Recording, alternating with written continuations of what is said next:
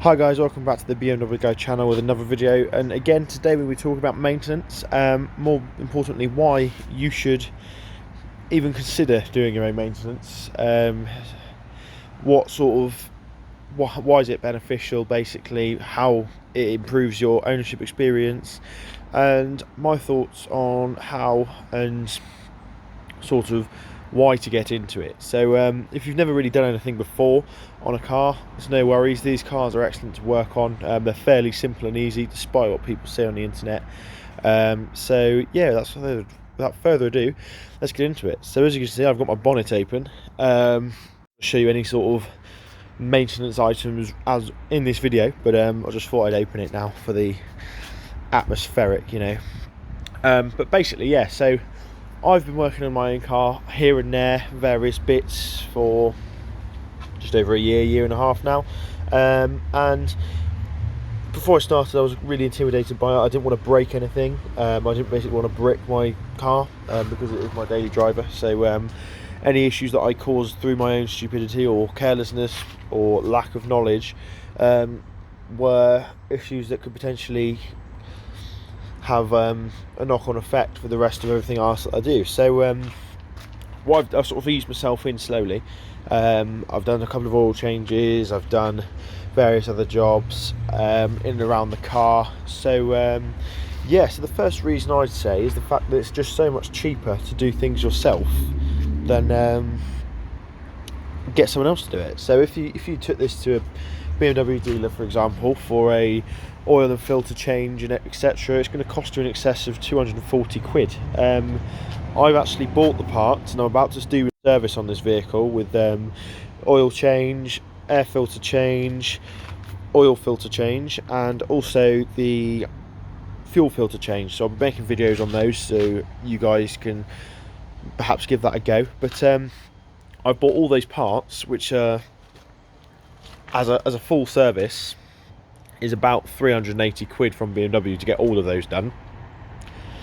I've bought all those parts for £130, and that's going to be it. That's all in. So as you can see, that's like a 250 quid saving, just from being a bit more proactive, taking time to learn it from the internet, because again, I'm all self-taught off the internet. So yeah, that's the first reason you should consider doing your own maintenance on the car. Secondly, I think that it actually improves, I'm just going to sound weird, but your relationship with the car. You understand, you have a bit more mechanical sympathy, you understand how it works, and when you sort of worked on something yourself, you sort of develop more of an affinity with the car. So that's definitely something that I have taken away from doing my own maintenance, is the fact that I've actually got my hands in the engine bay. I get the car, I notice any sort of little niggles and changes that have happened in the car, purely because of the fact that I'm much more involved with it. The computers and everything are great, but they don't sort of tell you the whole story. So that's why I quite enjoy getting involved, doing various checks in the engine bay, etc., taking bits apart, and also you can clean it as you go as well, so as you do different jobs. So that's the sort of, I think that's the second reason. And the third reason is because basically, if you need to suddenly do something in a hurry, say something breaks while you're travelling on the road, and you have to pull over, say you have an oil light or something like that, you don't want to have to be recovered by a recovery agent when you could have just sort of done it yourself at the roadside. So that familiarity with the car, back in the day, it used to be that you had to demonstrate a certain amount of mechanical knowledge before you were able to sort of drive a vehicle itself, whereas nowadays it's just, where's your washer fluid, how does the horn work, etc. So yeah, for me, I think that's one of my major things. I remember once with my Polo, it wouldn't start and I was completely stuck outside college. I couldn't do anything, so what I did is I just sort of shoved my hand in the engine bay and found a little plug that had come off. I felt around to see where it could be put on, and it turned out it was the plug for the starter motor.